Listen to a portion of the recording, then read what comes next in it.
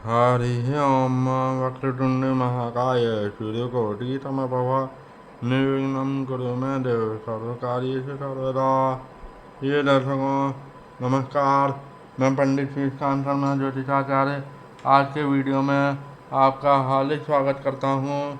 आज के वीडियो में हम एक महत्वपूर्ण योग के बारे में चर्चा करेंगे जिसका नाम है गजकेसरी योग।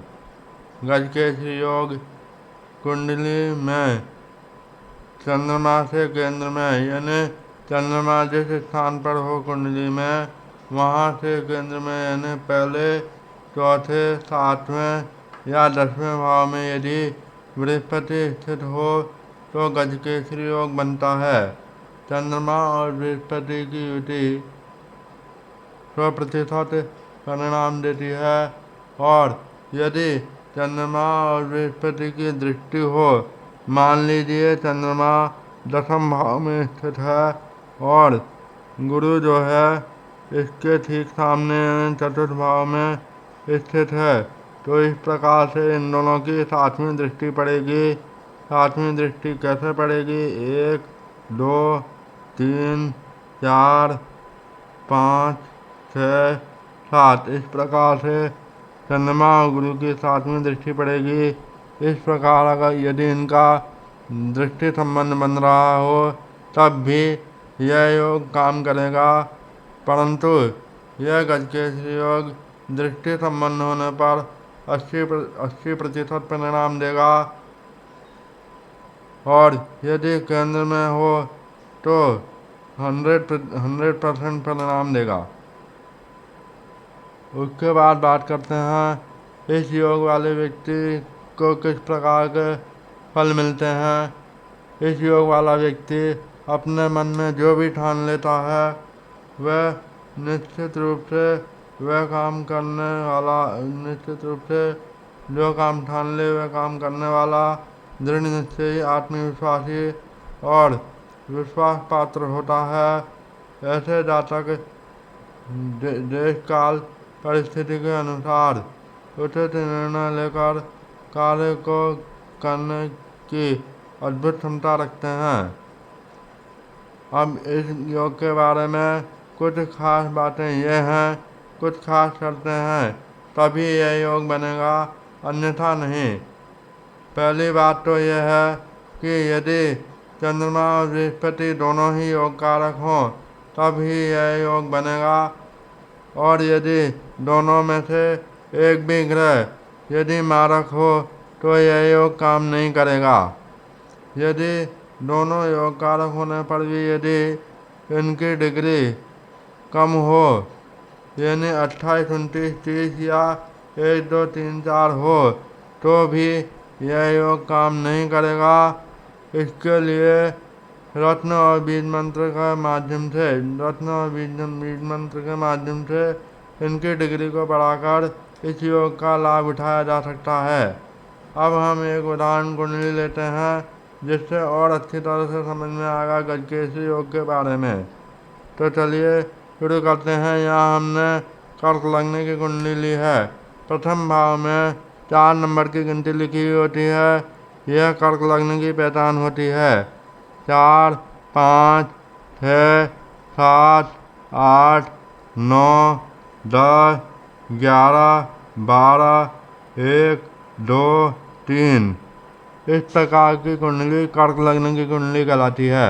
अब इसकी बात करें कर्क लग्न की कुंडली की, यदि मान लो लग्न में या प्रथम भाव में ही चंद्रमा और बृहस्पति दोनों साथ साथ बैठे हों, अब तो ये सबसे पहले यह देखते हैं कि ये योग कारक हैं या मारक। सबसे पहले चंद्रमा की बात करें तो चंद्रमा को एक ही राशि मिली हुई है, कर्क राशि, जो कि लग्न में है और ये त्रिकोण स्थान भी कहलाता है। अच्छा घर मिलने के कारण चंद्रमा योग कारक हुआ। अब बृहस्पति या गुरु की बात करें तो गुरु को एक राशि तो मिली है, गुरु की एक राशि है 12वीं राशि मीन राशि और दूसरी राशि है धनु राशि, 9वें नंबर की राशि धनु राशि। धनु राशि इस कुंडली में यानी 9वें नंबर की राशि इस कुंडली में 6ठे भाव में स्थित है, जो कि रोग ऋण शत्रु का भाव कहलाता है।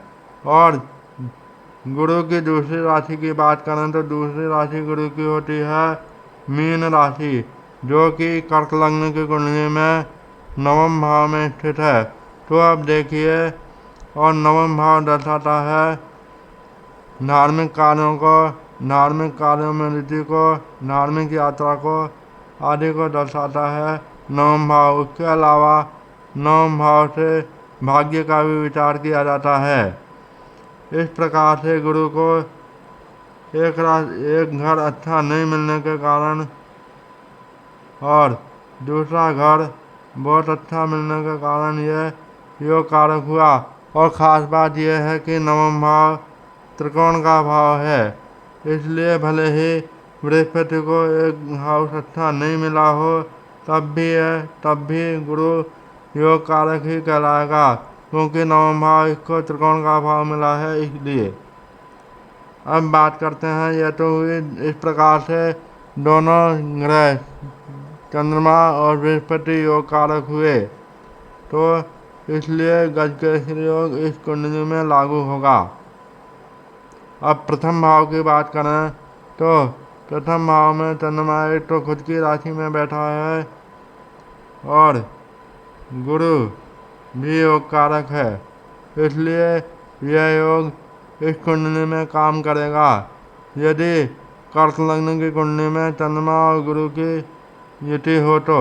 अब द्वितीय भाव की बात करें तो द्वितीय भाव में यदि चंद्रमा और गुरु की युति हो तो द्वितीय भाव भी धन का भाव है, इसलिए यह योग काम करेगा गजकेसरी योग, क्योंकि गुरु और चंद्रमा दोनों ही योग कारक ग्रह हैं। इसलिए तीसरे भाव की यदि हम बात करें तो तृतीय भाव में यदि गुरु और चंद्रमा की युति हो कर्क लग्न की कुंडली में, तो भी यह गजकेसरी योग काम करेगा, क्योंकि तृतीय भाव मेहनत को दर्शाता है, भाग दौड़ को दर्शाता है, मेहनत खूब कराता है, लेकिन उसका परिणाम मेहनत का फल हमेशा अच्छा ही होता है। इसलिए यह योग गजकेसरी योग तृतीय भाव में भी काम करेगा गुरु और चंद्रमा की युति होने पर कर्क लग्न की कुंडली में।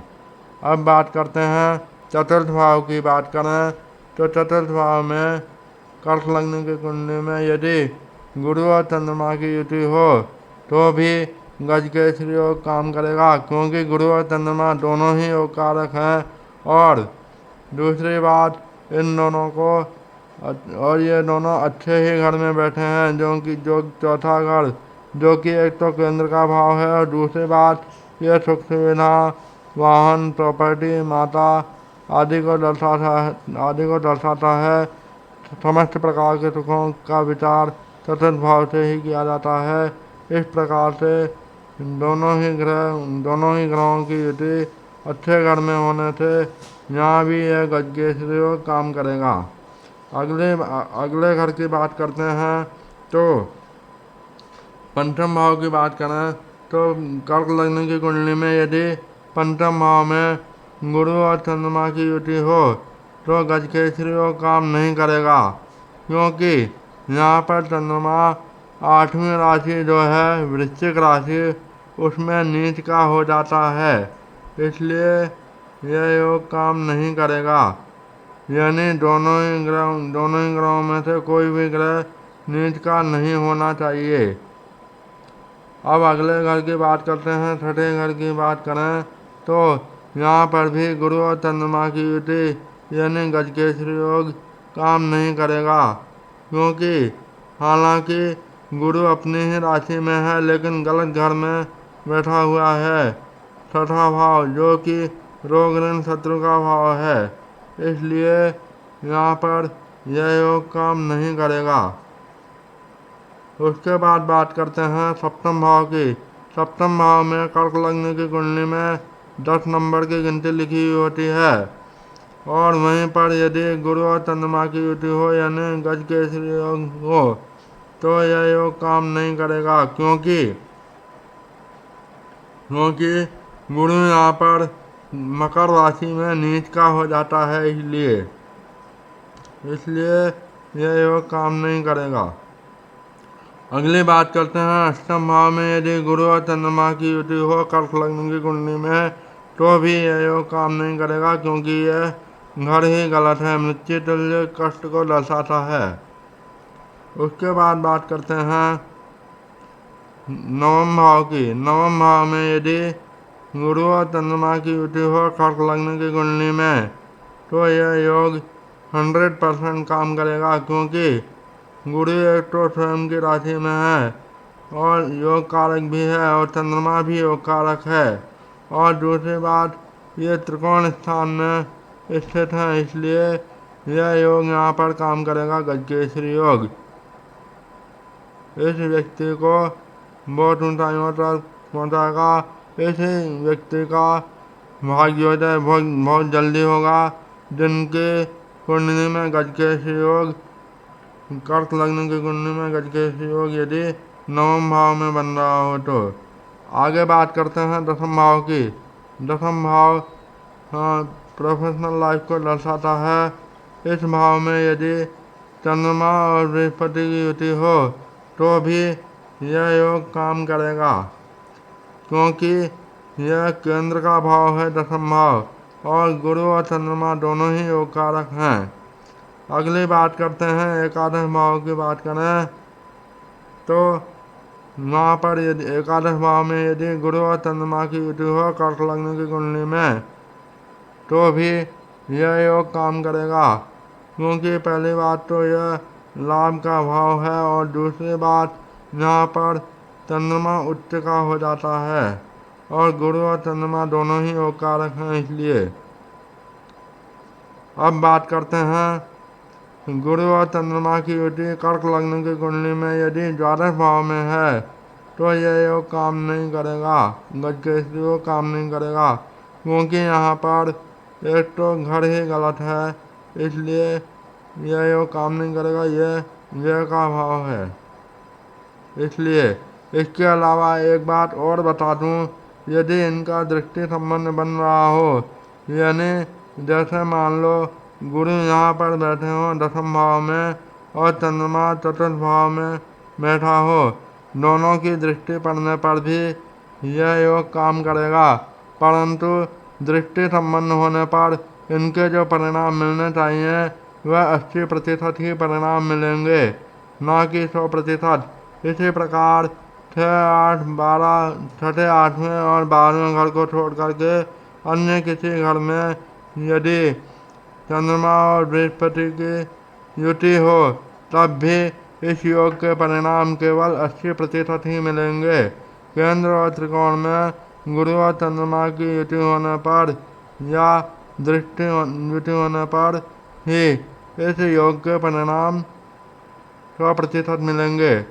तो यह था मेरा दृष्टिकोण गजकेसरी योग के बारे में। अगले वीडियो में हम अगले नए विषय पर चर्चा करेंगे। तब तक के लिए नमस्कार, जय श्री कृष्णा।